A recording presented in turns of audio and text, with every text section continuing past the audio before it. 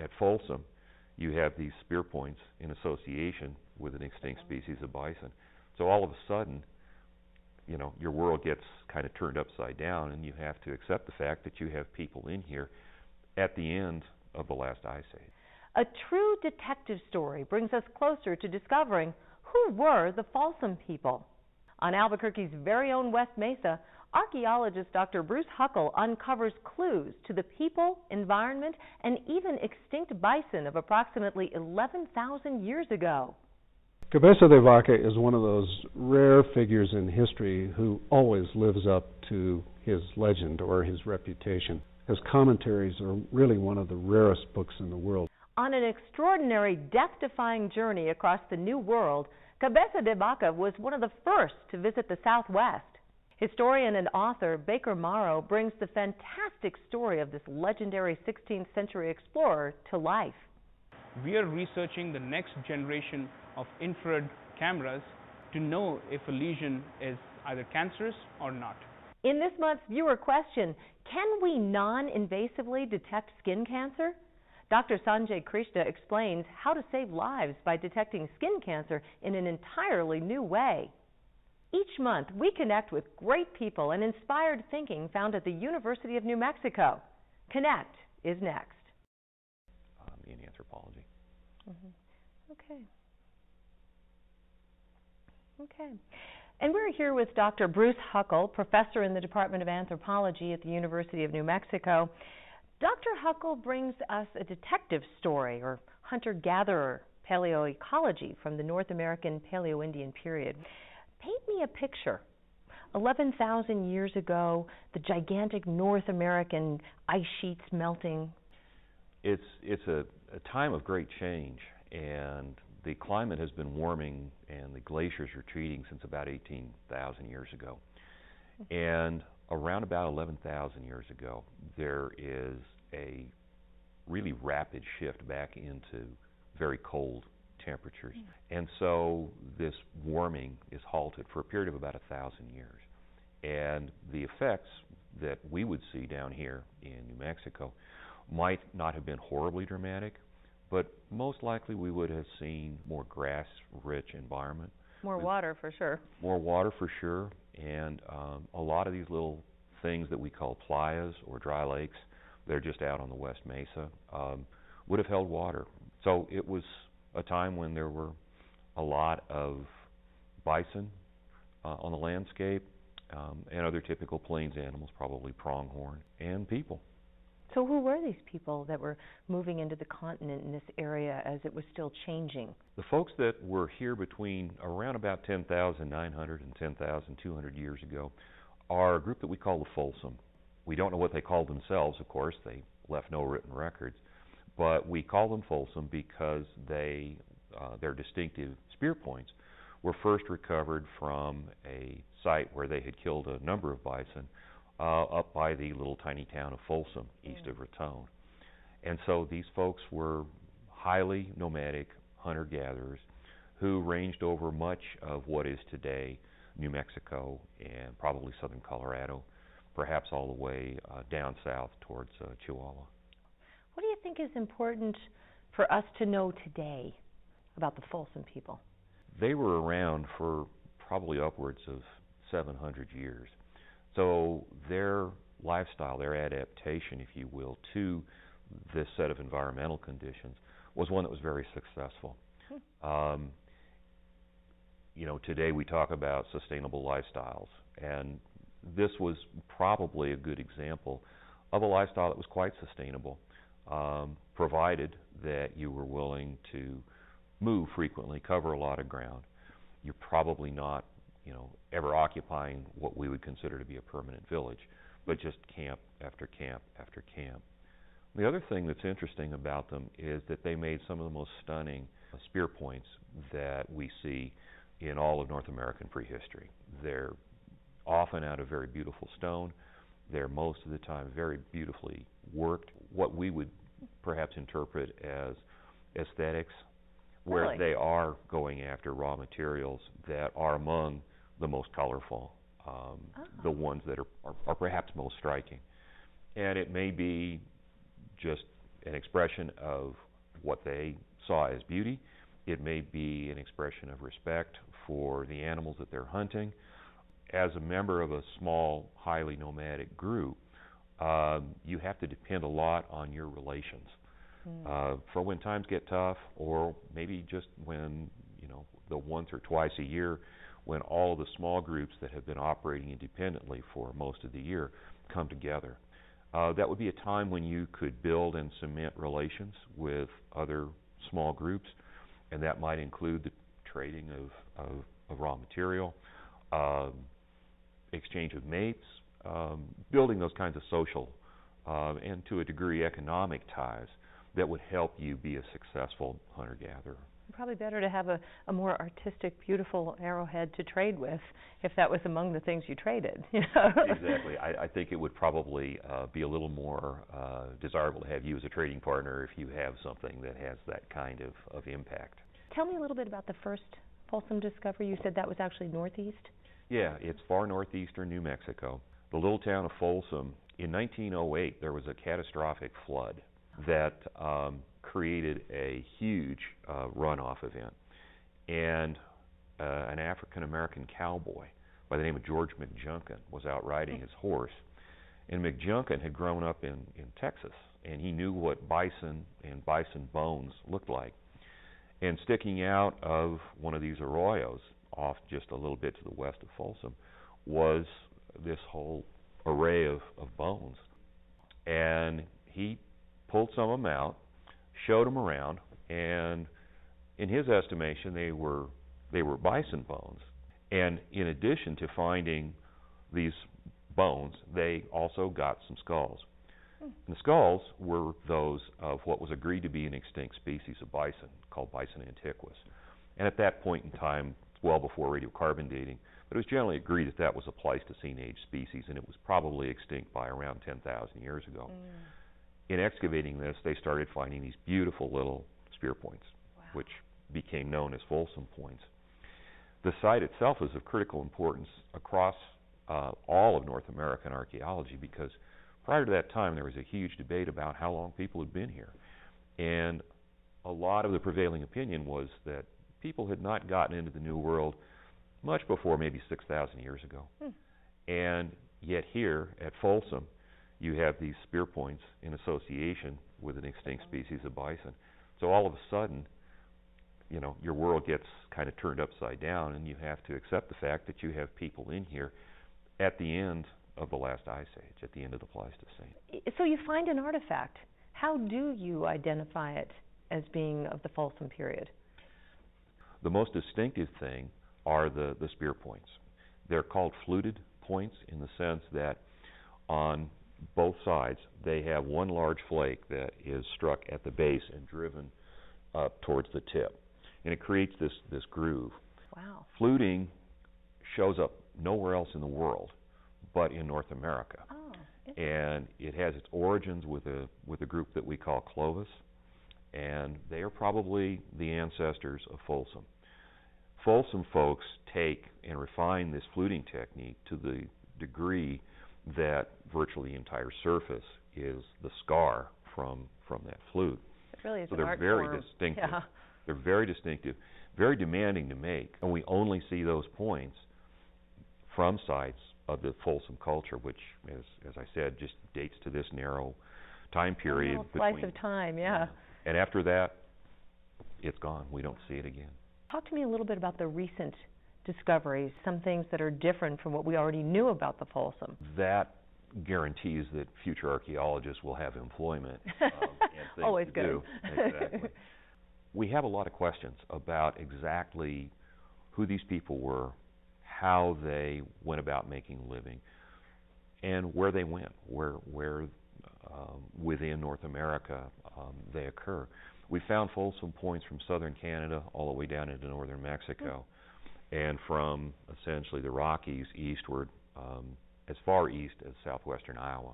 So the sites that I've been working on that are just out west of Albuquerque here have provided us with some new insights. These are the first sites within this region to be able to say, okay, yes, we do have the remains of bison, not horribly well preserved, but in association with these Folsom artifacts. The sites out here are sitting around these very small dry lakes, playas, but they're in sand deposits. And so we're never having to excavate much deeper than about like this. Wow. But the negative side of it is that because, sediment is accumulating so very slowly, you don't get the good preservation. Right. So all we have left of the bison are primarily pieces of the tooth, enamel, Is that right? and little bits and splinters of bone that we can say are large mammal. So the sites that we've been investigating out west of here are dominated by raw materials that come from distances of anywhere from about 75 to 200 kilometers away. So we see obsidian from up in the Valle Grande. We see what is called Pedernal chert from up on the northern end of the Jemez. We see what's called Chusca chert, and that comes from the Chusca Mountains that are out on the Arizona-New Mexico border. And we see a material called China chert. All these raw material sources are to the west or the north. It's pretty clear that they're moving south. But where do they go from there? We're still debating how people get into North America. The traditional model has Clovis, or the ancestors of Clovis, coming down between the Laurentide and the Cordilleran ice sheets. In other words, up in northern Canada. As the melting begins at 18,000 years ago, the Cordilleran retreats westward, the Laurentide ice sheet retreats eastward, and they open a corridor between them. So the traditional model has people coming across Beringia and then down this so-called ice-free corridor. Once they get south of the ice sheets, they appear to spread. How does Folsom culture relate to some of the Southwest, the Native American cultures, the recent ones of the Southwest? When you're talking about something that's 10,000 plus years older than contemporary Southwestern groups, it's really hard to establish links. For an archaeologist, we tend to rely on things like similarities in pottery or in architecture or in stone tools.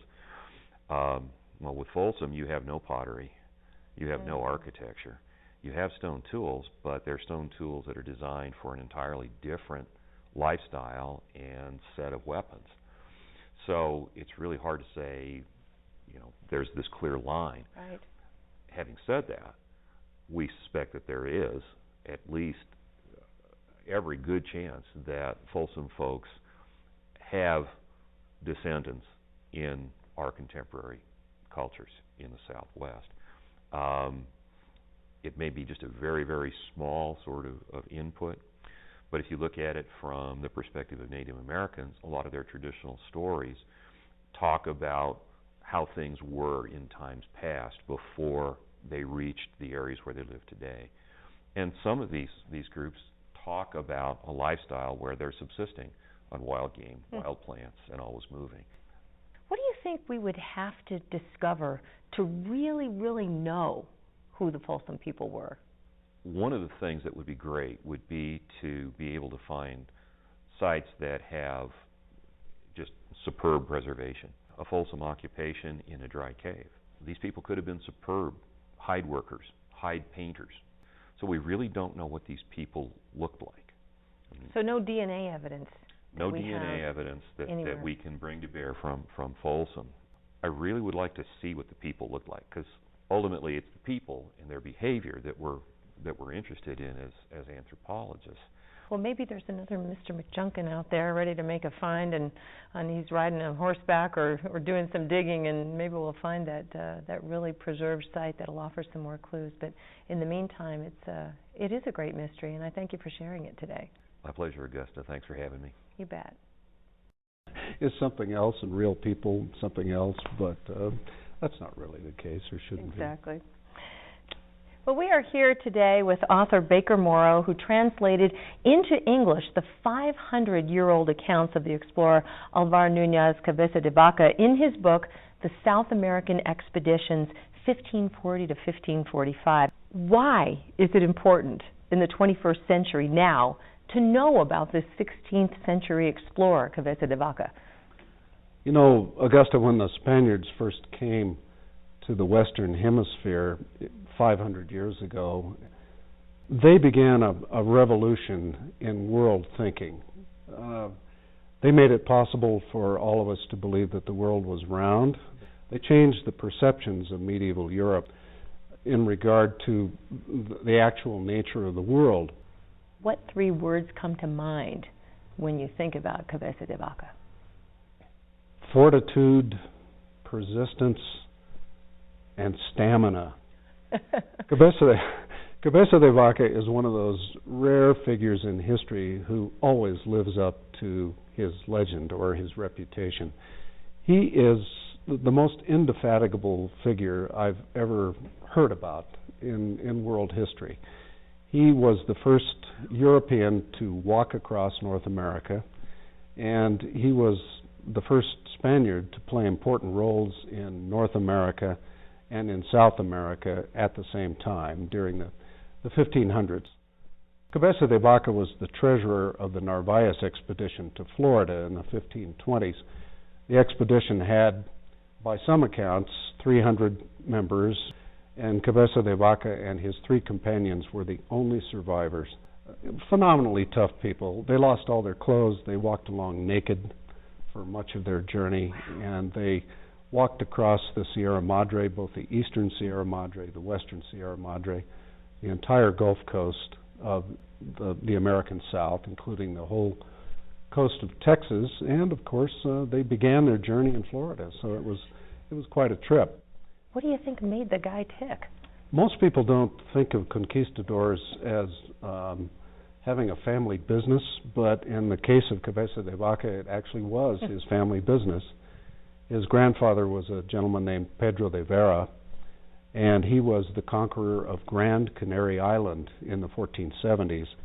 And he got a commission from the King of Spain to lead his conquest.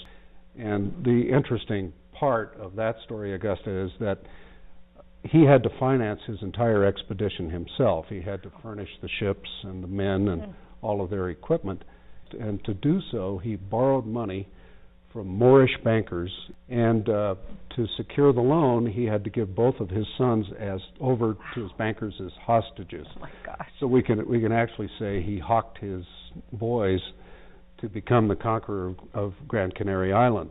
And fortunately for Cabeza de Vaca, one of those boys was his own father. Wow. And so Cabeza de Vaca grew up on his grandfather's knee once the conquest was complete, as hearing all these tales of conquest, and I'm sure that made a huge impression on him as a young man. He's different from other explorers. He's more interested in exploration than in conquest. And another aspect of his personality that's very appealing in the 21st century is from his long experience in North America, he really learned to live cheek to jowl with the Indian tribes all across the continent. He respected the Indians. He always believed in paying them for all the provisions that he got and the clothing that he got. And he carried this experience on to South America. You talk about his unimaginable resilience, and he faced a lot of dangers, in his plight. And he even to some degree, his own men would turn against him, but you couldn't keep him down. That seems to have begun from the very moment he got the royal commission to sail to South America as the second governor of the La Plata province. After his great trek across North America, he was a hero in Mexico. And he wrote an account of his North American journeys that is one of the founding pieces of literature in American literature these days. He also went back to Spain in the early 1530s and delivered his account of his North American travels to the king and said, "Your Majesty, I'm interested in another job if you have something coming up." And King Charles said, "What did you have in mind?" And he said, "Well, I'd like to go back to Florida.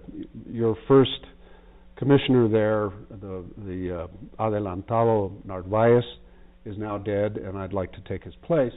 The king said, "I'm sorry, I've just given that particular commission to a gentleman named De Soto." Oh, and I don't have anything available. Try back in a short time. So Cabeza de Vaca hangs around the court. Only a couple of months later, the first governor of La Plata travels home to make his report to Spain and dies in the mid-Atlantic on his way home. So the king says to one of his assistants, who was that gentleman who came in here a couple of months ago? Cabeza de Vaca, Your Majesty. Well, bring him back in. So the king says, I've just had an opening. Simply put. Simply put, I've just had an opening. Our colony in the La Plata province, which is Argentina, Paraguay, parts of Uruguay, Uruguay, and Brazil. Would you be interested in becoming the second governor? You need to rescue our colony, buy all the ships yourself. It will take 300 to 400 men plus all their horses and all their equipment. I want you to purchase everything at your own expense. Off you go, and oh, by the way, you must be in the service of the church in this venture of yours. And if you make any money, I want a fifth of it. Deal? Wow. And timing's everything. Timing's everything. Cabeza de Vaca says, yes, I will take that commission on. So that's how he leaves for South America from the docks of Seville in 1540. That's and amazing. That's where this book came from. Where did you find the research materials for this? Cabeza de Vaca's commentaries are really one of the rarest books in the world, Augusta. About 3 original copies remain. Wow.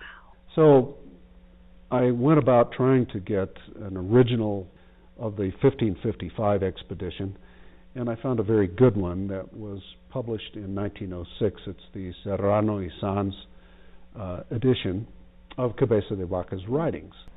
You also brought the book to life through some of your illustrations and drawings. When you're dealing with a 500-year-old book, the photography process in the 1500s is not particularly hasn't evolved strong. Yeah. But what I had been interested in from the beginning is what the primeval American landscape looked like in the 1500s when the Europeans first appeared. And Cabeza de Vaca has some of the very best descriptions that we have of that early American landscape. I thought that the point of the book would be better illustrated. Your translation of the accounts kind of changes history's perception of Cabeza de Vaca a little bit. How did his life really turn out in the end? For the whole 20th century, when you read about Cabeza de Vaca, you'd hear these vague references to, oh, the poor man, he was in exile, oh, the king never appreciated, all these things. No. So with a clear translation, what we now understand is that Cabeza de Vaca became a lobbyist, probably for his hometown, at the court of the king. He was restored back to royal favor. He was very much moving in royal circles again. He may or may not have gained another position in the government of Spain, but he certainly died a very happy old man with all of the work that he had done, probably in his bed in his hometown. Wow. In about 1559. And left a very rich history to talk about today. Thank you so much, Baker, for sharing all that. Oh, that was incredible. My pleasure. He's a fascinating character. So there is a lot of interest in developing non-invasive, real-time, and painless technologies to know if a lesion is either cancerous or not. Today, if you go to the dermatologist and you've got a suspicious lesion on your skin, based on the response of the visual inspection, the dermatologist can tell you that you have it looks like cancerous or it doesn't. But if you really want to know if it is cancerous or not, you have to do a biopsy. The approach that we're doing at the University of New Mexico is based on the difference between the temperature response of a healthy skin and the temperature response of a malignant lesion. We feel that there is some hidden information in the response to a temperature stimulus that can be captured using an advanced long-wave infrared imaging and analysis system called ALIAS. At the heart of the ALIAS system is a long-wave infrared camera, but the problem with the current day infrared technologies are these are very expensive. They need to be cooled down to minus 200 degrees centigrade, and so this makes the system not very portable, it makes them loud, and most importantly, it makes them very expensive. So in my research group, which consists of about 20 people, we are researching the next generation of infrared cameras based on two nanotechnology material systems, namely quantum dots and superlattices.